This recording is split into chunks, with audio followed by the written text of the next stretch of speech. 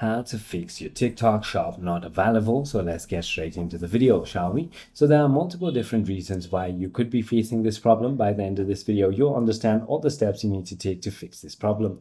The first thing you want to understand is that TikTok shop is only available in a couple of regions. So simply go ahead and check if it is available in your region, and you can only shop from the available country. If that is available in your country but you're still not seeing it, then you want to check your App Store or Play Store depending on the device you're using, and simply go ahead and update your application on time. Always ensure that you have a stable internet connection. You can try toggling between your Wi-Fi and your cellular data as well. Sometimes what happens is that there might be corrupted cache files. You can go to your profile menu, settings and privacy, and free up space, and click on clear cache, which should go ahead and fix your problem.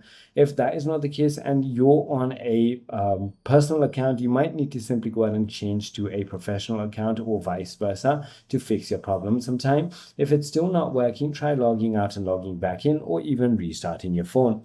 I hope this video clarifies everything for you. If you have further more queries, feel free to comment down below, and I'll see you on the next one.